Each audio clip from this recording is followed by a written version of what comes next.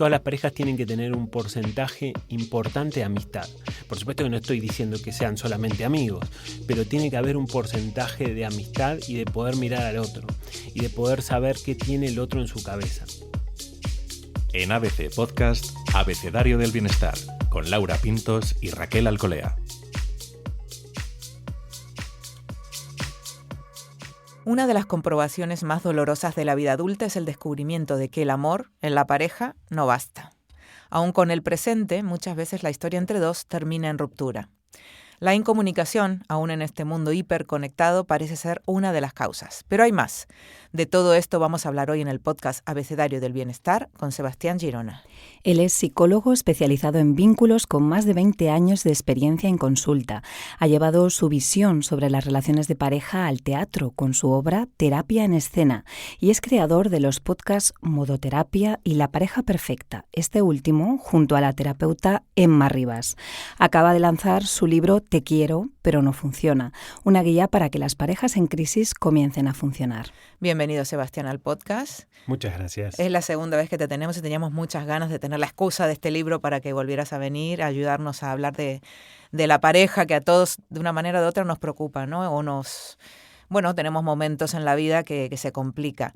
Yo te diría que este libro, Te quiero pero no funciona, que lo pone en la portada, pero además lo explicas ya al principio, comienza con una frase así rotunda y muy valiente, porque también hay gente ahora que te dice, no sé qué, pero tú dices, los hombres en su mayoría, generalizando, viven en el siglo XX y las mujeres ya cambiaron de siglo. ¿Esto cómo es? Es una frase contundente, es cierto, pero más cierto aún es que lo veo todo el tiempo en la consulta. Que lo veía hace muchos años, que lo sigo viendo, que lo veía en Argentina, que lo veo aquí en España. Es cierto que hay muchos hombres que han evolucionado y que pueden tener una sensibilidad diferente hacia con la pareja, pero también es cierto que todavía falta y que se ven muchos hombres que viven en el siglo pasado, por lo menos emocionalmente y por lo menos también en relación al vínculo sentimental. Uh-huh. ¿Cuáles son las consecuencias de esa especie de cambio de siglo? Bueno, la principal consecuencia es que las consultas muchas veces están, bastante llenas de parejas que se quieren profundamente, que tienen un sentimiento muy profundo, muy arraigado por el otro, pero que aún así no logran un funcionamiento básico para que la relación llegue a buen puerto o para que pueda sostenerse en el tiempo. Muchas parejas, muchas mujeres especialmente en la consulta, sienten que el hombre no llega a ese mínimo, a un mínimo necesario para poder estar en una pareja, para poder desarrollar una convivencia, un vínculo, para sostenerse en el tiempo, para generar proyectos. Y muchas de estas mujeres muchas veces tienen la sensación de que están equivocadas ellas, de que piden demasiado. Y entonces, de alguna manera, con ese pensamiento se justifican para seguir sosteniendo en el tiempo muchas veces una relación que no funciona. Quizás no funcionaba hace 2 años, pero con esa idea de que yo estoy pidiendo demasiado y entonces me tengo que conformar con menos, voy estirando el tiempo y de alguna manera eso en algún momento llega a su fin, porque al final la mujer se termina dando cuenta que no funciona y no funciona. Bueno, uno entiendo que también estira por amor, ¿no? Y como ese amor parece románticamente, o en las ideas románticas que tenemos todos metidos, grabados en el cerebro, que lo justifica todo, ¿no? Aguantar. Claro, bueno, yo creo que muchos de esta paciencia, exceso de paciencia, que yo creo que la mujer a veces tiene exceso de paciencia, está sostenido en el mito del amor, ¿no? Este mito de que el amor todo lo puede, el amor, si la pareja tiene amor, va a poderse sostener y va a poder solucionar todos los problemas, todas las dificultades que tengan, ¿no? Esta lógica de que el amor es a prueba de balas en ese sentido y lamentablemente es un mito. Ojalá fuera verdad, porque el mundo sería diferente, pero bueno, es un mito. Uh-huh.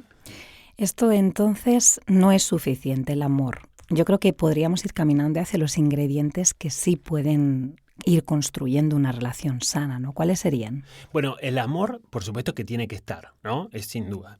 Pero el título del libro, esto de que te quiero pero no funciona, significa que el funcionamiento de la pareja es igual o más importante que el amor. Uh-huh, Ese es el punto central en esta historia.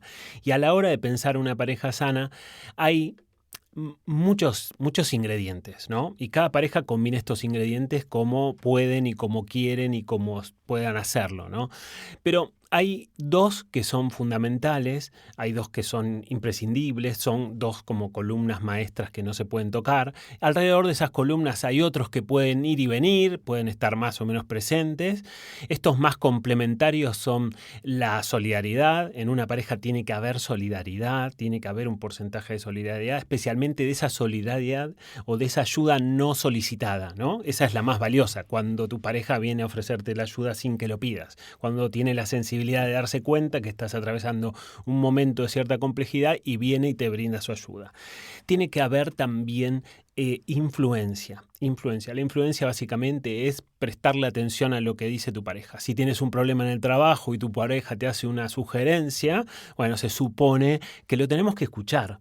Y ahí somos nosotros los que fallamos más. La mujer es más permeable a la influencia y a nosotros nos cuesta más seguir el consejo de nuestras parejas, por lo menos en una pareja heterosexual.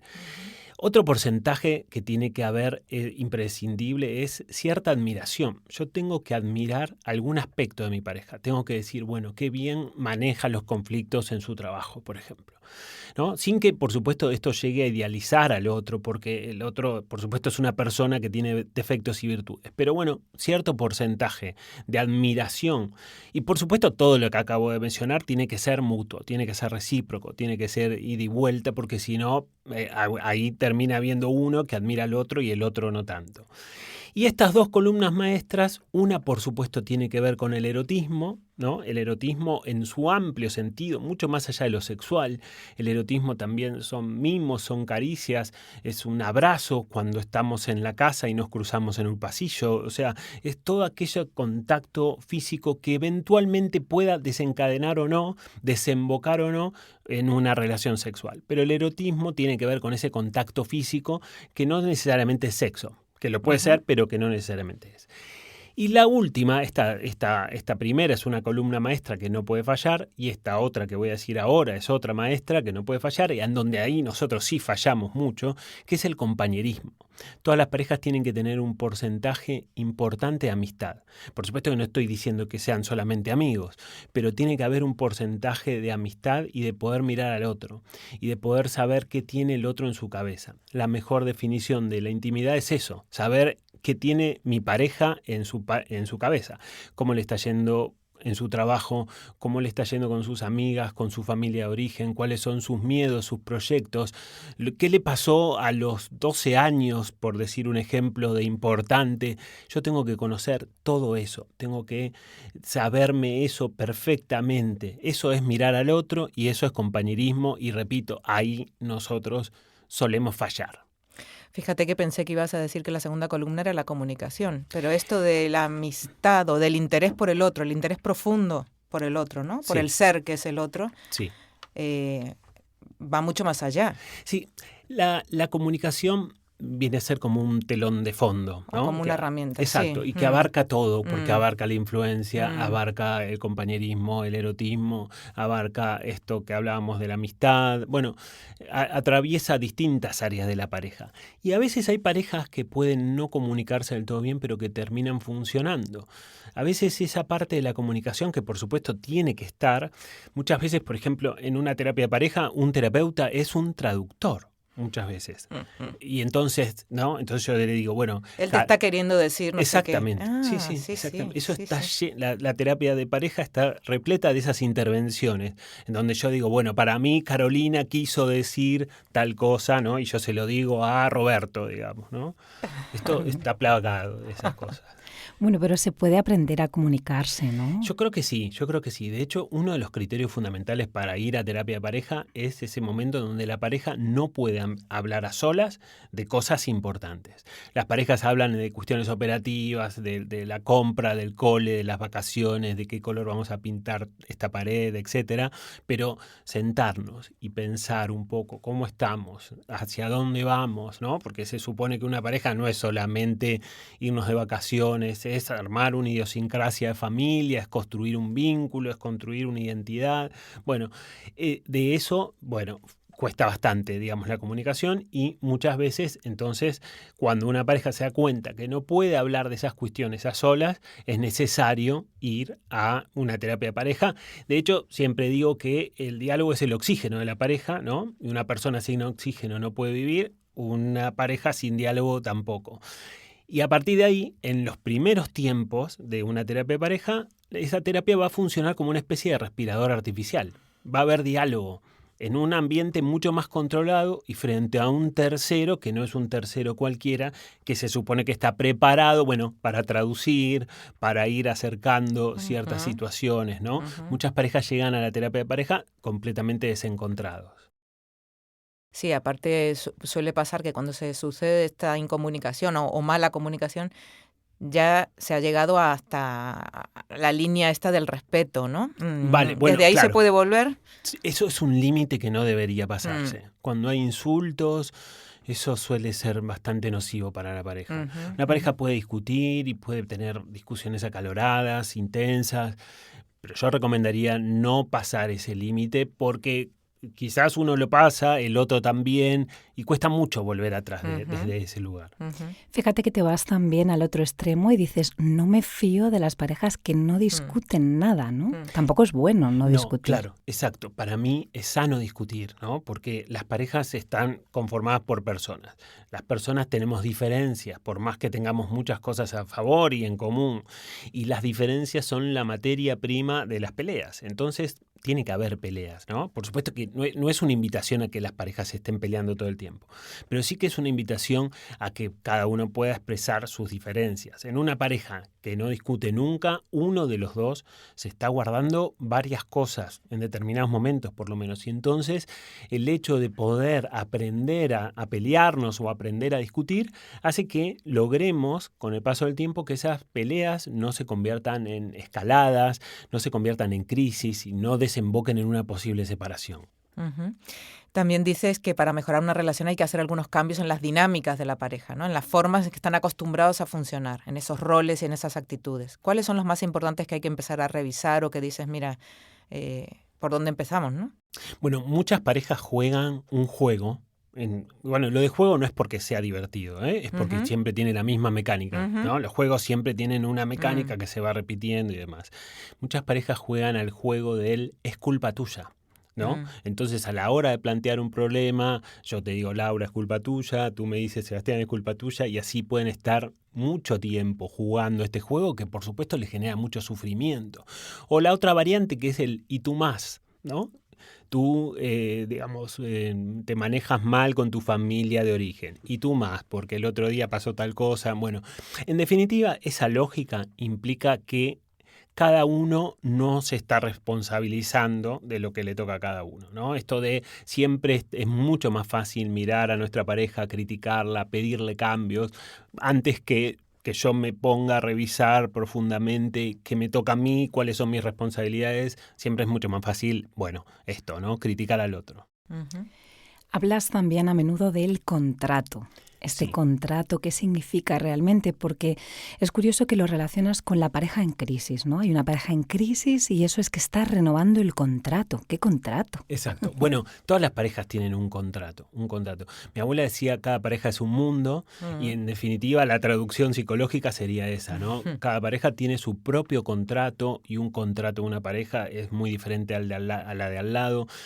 Las parejas en los primeros tiempos de la relación van estableciendo tácitamente un contrato, ¿no? No es que se firme un día o una hora como cuando alquilas un piso, sino que de alguna manera se va construyendo y se van intercambiando ciertas reglas que se van haciendo tácitas y que se van instalando dentro del vínculo. Pero como no existe el contrato eterno en ningún aspecto de la vida, en una pareja tampoco.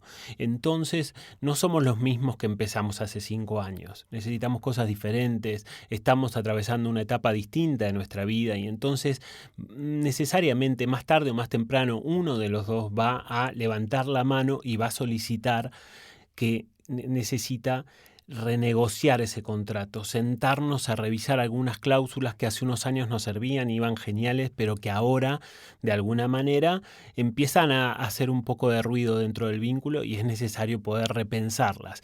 Yo siempre digo esto que decía Raquel, esto de una pareja en crisis es una pareja sentada renegociando un contrato y a veces se logra y a veces no se logra. Uh-huh. Has dicho 2 o 3 veces y en el libro también sentada, hablando, tal. Estos espacios que en algunas parejas no existen o no se ven. No existen. No existen Muchas no y existen. además no se ve la posibilidad de ninguna de desencuentro. Por muchos motivos, por agenda, por ejemplo, por los niños, por los trabajos, porque no te priorizas. ¿Tú crees que hay que forzarlos? Que hay que decir, mira, hay que poner un día y una hora para hablarnos. Yo creo que si no surgen naturalmente, lo tendríamos que intentar provocar con la esperanza de que ello luego se instale y se vuelva un poco más natural, ¿no? Pero si no lo tenemos, porque realmente hay muchas parejas que no tienen esos espacios, que no se dirigen la palabra, con lo desgastante que eso es, ¿no? Porque vivir en una misma casa y no dirigirse la palabra con el otro implica energía, o sea, realmente es un poco agotador. Hay muchas parejas que discuten por WhatsApp y después no retoman esa discusión cara a cara. Hay muchísimas parejas que no tienen ese contacto. O hay parejas, por ejemplo, que pueden hablar de algunas cuestiones personales en el coche mientras vas manejando, ¿no? Uno al lado del otro, van hablando de cosas más importantes. Claro, ahí no está el peso de la mirada, no nos estamos mirando a la cara. Muchas parejas hablan de algunas cuestiones más personales a la noche, cuando se acuestan en la misma cama, apagan la luz y ahí hablan. De vuelta, ahí tampoco está el peso de la mirada. Por supuesto que todo eso es mejor a no hablar, a no dirigirse a palabra. Pero bueno, es cierto que esa herramienta, el diálogo que es tan imprescindible, muchas parejas lo desechan, lo descartan en algún momento. Explicas que para mejorar la relación hay que hacer cambios, ¿no? Cambios en las dinámicas, en los roles, en las actitudes. ¿Cuáles dirías que son los más dañinos para la pareja? Esto de dinámicas, roles y actitudes. Bueno, hay algunas conductas, ¿no? Digo, acciones que hacemos dentro de las parejas que están en todas las parejas presentes, ¿eh? O sea que no hay una pareja que no lo tenga. Habrá quien lo tenga más y habrá quien lo tiene menos, qué pareja lo tiene más y qué pareja lo tiene menos, y la que tiene más tiene peor pronóstico. Hay 2 que son muy habituales y que de alguna manera forman una fórmula perfecta que nunca falla para que nos peleemos. Y esa es la crítica. Bueno, cuando yo critico alguna actitud de mi pareja, ¿no? Reprochándole algo de una manera determinada, entonces el otro eso lo vive como un ataque y entonces más tarde, más temprano se va a defender frente a ese ataque y entonces la fórmula es crítica, más defensa, igual pelea de pareja segura, eso nunca falla lamentablemente. Y entonces a partir de ahí tenemos que revisar un poco cómo planteamos las cosas, sobre todo para no criticar al otro y para que el otro no se defienda y no empecemos este camino del que hablábamos recién. Y para no criticar, muchas veces cuando yo hablo en un conflicto, cuando planteo algo que me ha molestado, siempre termino hablando de mi pareja, ¿no? Entonces le digo a mi pareja, no hiciste esto, no hiciste aquello, no hiciste lo otro. Eso es una crítica. Eso básicamente es una crítica. Por más que yo sea cuidadoso y cuide las palabras, termina siendo una crítica, el otro se va a defender y ahí tenemos lo que decíamos recién. Pero claro, ¿cómo hago yo para plantearle algo que me molestó y que no termine siendo una crítica? Bueno, ahí en ese caso necesito hablar de mí, desde mí, no desde lo que el otro hizo o lo que dejó de hacer, sino desde mí, desde mi posición y sobre todo desde lo que yo sentí con aquella situación, desde mi sentimiento más genuino y más profundo.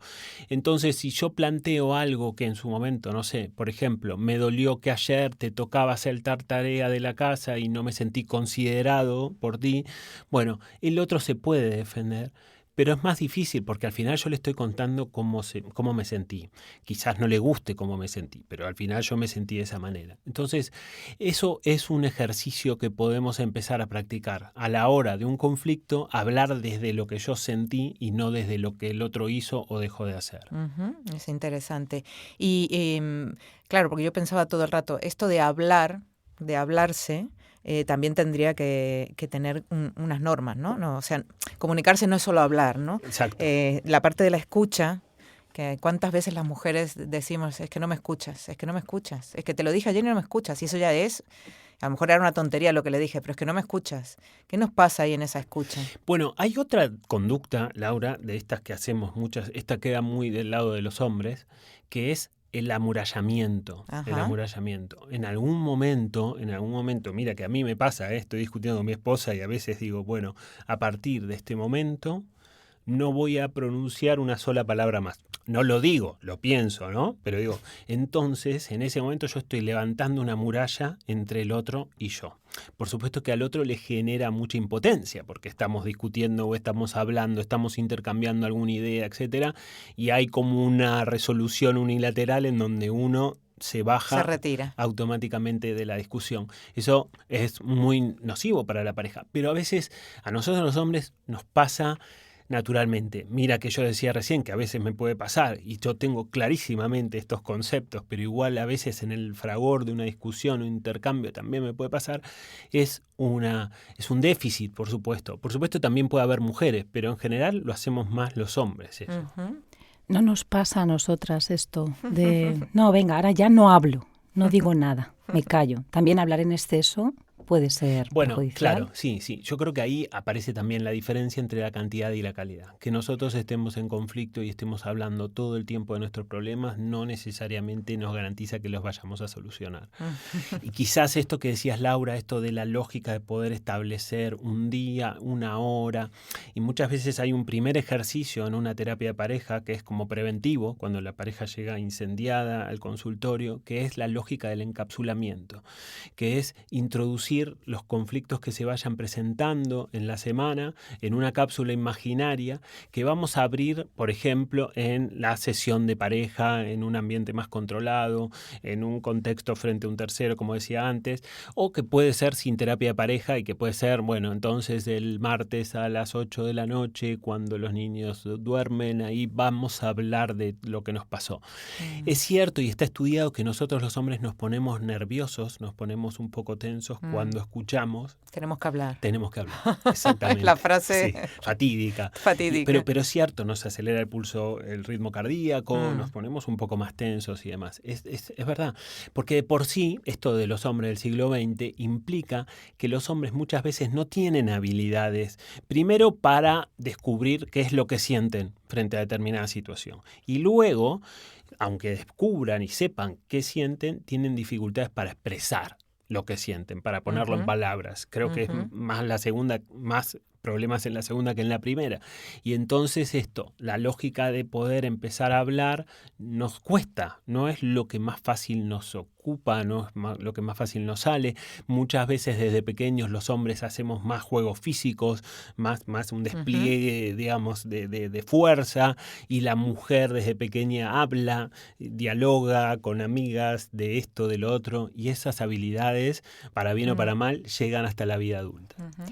Claro, entonces hay algo que a mí me explotó la cabeza leyendo el libro, que era esta propuesta que haces de que, bueno, no hay que intentar cambiar al otro, o que, porque yo escuchándote digo, bueno, pues que mejore esas habilidades, ¿no? Claro. Pero si que no se ponga. Claro. Si no es posible, entonces hay que cambiar desde el otro lado, desde la que tiene las habilidades. ¿Cómo lo haces? Bueno, esto también es un poco la lógica, Raquel, de que yo no puedo cambiar a nadie. Realmente yo no puedo cambiar a ninguno de mis pacientes, yo no puedo cambiar a mi esposa. Ni a tus hijos. Nadie. No, al único que puedo cambiar, eso sí, y en esto estoy seguro, es que yo me puedo cambiar a mí mismo, puedo cambiar yo mis actitudes, digamos. Pero es cierto que estando en pareja siempre esperamos que el otro cambie. Es casi instintivo, no lo pensamos. Yo tengo todo esto claro y también, de vuelta, muchas veces espero que mi pareja cambie cosas. Pero la lógica de poder cambiar uno, poder empezar a hacer un cambio desde lo personal, implica que si yo sostengo ese cambio en el tiempo y me siento cómodo con ese cambio, no es un cambio forzado, ese cambio va a generar un cambio en el otro. No sé si será bueno o si será malo el cambio, pero que algo se va a mover en la dinámica en una dirección diferente y va a generar un cambio distinto. Bueno, eso está garantizado. El que escuche este podcast si lo prueba, lo va a experimentar, digamos. Pero bueno, después habrá que ver cómo se acomoda la pareja a esos cambios que sucedan. Porque estamos hablando de que no siempre termina en que la pareja funciona. Bueno, no, claro. Entiendo No. que a veces aprende también a separarse, ¿o no? Exactamente, a veces hay situaciones que pueden ser más irreversibles. Yo soy un terapeuta de pareja pro pareja, la verdad es que siempre intento que la pareja pueda, creo que siempre, a menos que haya situaciones graves como violencia física, violencia psicológica de mucho tiempo y demás, yo creo que siempre se puede hacer algo para que la pareja pueda salir adelante y de hecho hay casos que en la primera sesión hay una tensión en el aire muy fuerte y muy rígida y después con el correr de las sesiones eso se va aflojando y la pareja va avanzando poco a poco, muchas veces más lento de lo que les gustaría, pero van pasando cosas. Ujú. Y eso de se terminó el amor, eso es una de las frases que más escuchas, ¿no? Porque no tenemos cantidades de amor concretas que tenemos que dar o recibir, pero se nos acaba y se acaba. Bueno, claro, yo lo escucho, pero no sé si estoy tan de acuerdo, ¿no? Porque si no parece que las parejas tienen amor para determinada cantidad de tiempo, claro, y el problema es que no sabemos al principio si tenemos amor para 6 meses o para 6 años. Yo creo que el amor inevitablemente en algún momento va a necesitar como una inyección de energía, por decirlo de alguna manera.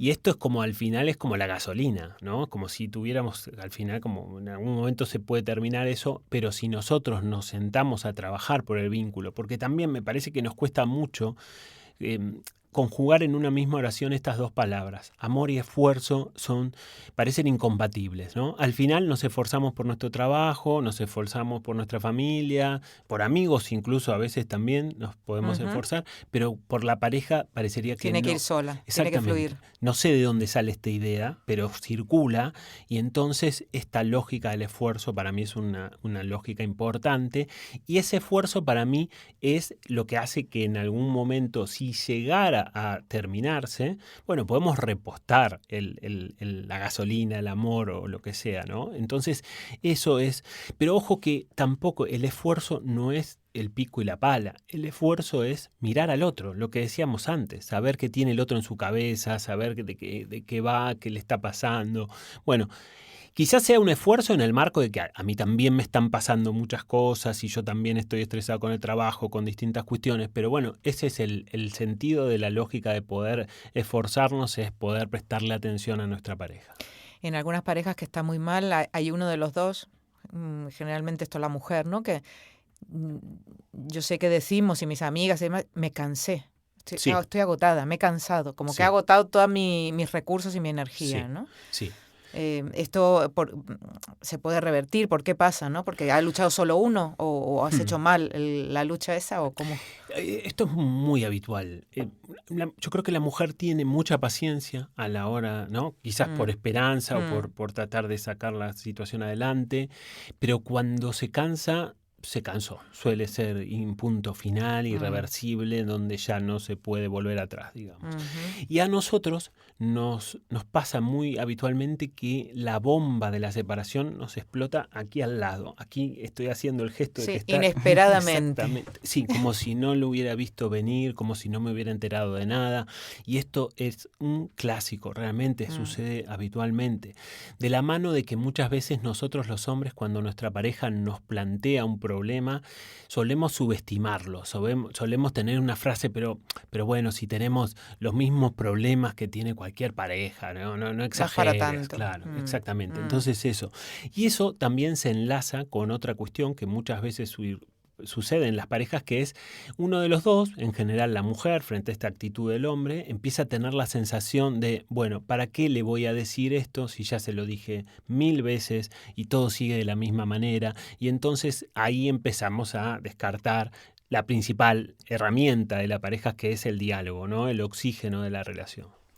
Claro, y además también mencionas lo que son los enemigos silenciosos, ¿no? Estos que, bueno, parece que no hacen nada, pero que van minando poco a poco la relación. Exacto, sí, los enemigos silenciosos, ¿no? El más conocido, el archirrival de la pareja es la rutina, ¿no? Esa rutina que se va instalando poco a poco, silenciosamente, y cuando nos queremos dar cuenta ya es muy nociva para la pareja. Después hay otros, a veces también están estos roles que son muy rígidos y que son muy fijos, que no se pueden cambiar, y entonces cuando uno de los dos intenta hacer una tarea que le toca al otro, no se puede y hay una oposición muy fuerte, una resistencia muy intensa. Esto estos son enemigos que se van instalando poco a poco y que muchas veces hacen que necesitemos renegociar ese contrato, renovar ese contrato, las cláusulas y demás, y que, bueno, ahí aparezca como una resistencia a esa lógica de renegociación. Uh-huh. Y también hay parejas que están todo el rato enfadadas, ¿no? Que viven su vida más o menos normal en el trabajo, con la familia, con los hijos, pero entre ellos están enfadados. Sí. El uno con el otro, hay unas expectativas que no se cumplen, o qué es lo que pasa y cómo volver, ¿no? De ese enfado Sí, con el otro. esto, digamos, de alguna manera se instala la lógica, ¿no? De un enfado que circula o que, bueno, que ya está, digamos, vive con nosotros dentro de la casa, digamos. Ahí yo creo que aparece como una lógica de una rutina negativa que en definitiva se fue instalando y una gestión de que la pareja intentó generar o gestionar estos conflictos de alguna manera y no logró llegar a ningún lado y de alguna manera quedó a medio camino y se instaló esta lógica de que estamos enfadados. Pero eso es muy desgastante para cualquier persona. Yo a veces escucho esto en la consulta y no puedo entender cómo hay parejas que pueden estar 2 o 3 días sin hablarse dentro de la misma casa y además es agotador, porque uno para no hablarle al otro tiene que hacer un esfuerzo, tiene que pensarlo, se lo tiene que proponer y entonces es muy cansador. Uh-huh. Sí, 2 minutos ya es horrible ya, sí. 2 minutos, como hace 3 días. Sí, exactamente. Hablas también del top 5 de las discusiones de pareja. Ese me ha encantado porque bueno, ya según un poco cada pareja lo tiene variado o cambiado, pero es bastante fiel, yo creo, a la realidad. Sí, sucede mucho y, digamos, a ver, una pareja puede tener 1 o 2 o 3, bueno, si tiene los 5 ya es muy complicado, ¿no? Pero bueno, a ver, dejo para mí el puesto número 1 para el final porque bueno, para mí es como la más nociva. La primera de estas peleas o el puesto número 5, por decirlo de alguna manera, aunque no es jerárquico, es el manejo del dinero. El dinero puede generar conflictos por si sobra o por si falta. Por si falta, por supuesto que genera... O si uno tiene más y otro menos, ¿no? Exacto, claro, porque muchas veces ese dinero se utiliza para ejercer poder dentro de la relación. Entonces ese dinero y el manejo del dinero va a generar conflicto. Uh-huh. El otro conflicto muy habitual es la educación de los niños, de los hijos. En el amplio sentido de la palabra, no solamente a qué colegio los llevamos, sino que también cuáles son los límites, cuánto van a colaborar dentro de la casa los niños, con la mesa, con las tareas de la casa y demás, cuáles serán esos límites. O, últimamente también hay que pensar seriamente las horas y el tiempo de pantalla, que esto es algo que se ha instalado y a veces aparecen distintos criterios dentro de los hijos, de los padres y demás. Y entonces a partir de ahí, bueno, ese es otro conflicto. Otro conflicto, puesto número 3, sería la frecuencia en las relaciones sexuales. Es un clásico de clásicos porque uno quiere más y el otro quiere menos y se generan muchos desencuentros. Y entonces eso también puede ser un problema porque de alguna manera esto, bueno, se va instalando también dentro del vínculo. Puesto número 2 serían las tareas de la casa, ¿no? Con un hombre que muchas veces sigue diciendo esta frase fatídica de te ayudo con tal cosa, te ayudo con tal otra, cuando cada vez sabemos más y entendemos más que son tareas que nos tocan a ambos y que tienen que estar repartidas. Hasta ahora yo describí 4 conflictos que solamente involucran a los adultos que deciden formar una pareja, ¿no? Entonces, bueno, todo se resuelve o no puertas adentro. Sí. El puesto número 1 para mí es la relación con la familia política, porque ahí aparecen otros adultos en el escenario, ¿no? Sí. Mis padres, sus padres y otras dinámicas. Otras dinámicas y límites que pueden ser muy difusos a veces, en donde se vuelven o familias políticas que pueden ser más invasivas también. Y en las familias reconstruidas o nuevas familias también entiendo que son esos hijos de otras, claro, o esos ex, ¿no? Sí, porque forman parte del universo de esa relación. Y entonces hay que ver cómo gestionamos eso que en una pareja que no tiene esa cuestión, bueno, no está presente. Ya de por sí una pareja sola tiene sus desafíos, bueno, toda cosa que se sume va a ser un poco más compleja. ¿Y qué hay de la infidelidad? Porque siempre es un tema que sale en las parejas. Recuerdo que cuando hablamos contigo hace ya Ya han pasado 2 años, ya casi. Hablamos de la infidelidad y me quedé con una frase, y es que tú dijiste que era algo que, o sea, que no era perdonable o imperdonable, que dependía mucho del vínculo, de la relación que tenían, hasta que podía ser negociable incluso. Sí, hasta incluso yo te diría, Raquel, que hay muchas parejas que pueden superar una infidelidad e incluso salir adelante y llegar a estar mejor de que antes que se produzca esta infidelidad. Por supuesto que la infidelidad en un primer momento es extremadamente traumática, porque quien me tiene que cuidar no solamente no me cuida, sino que hay una traición. Muchas veces una infidelidad se vive como una traición, pero también es cierto que la infidelidad es como un síntoma de la pareja, ¿no? Es como la punta del iceberg, no es el punto más importante. Es como si yo soy un médico que va a ver un paciente y ese paciente tiene fiebre. Bueno, genial, yo de alguna manera intentaré bajar esa fiebre, pero no me dice qué cuadro tiene ese paciente.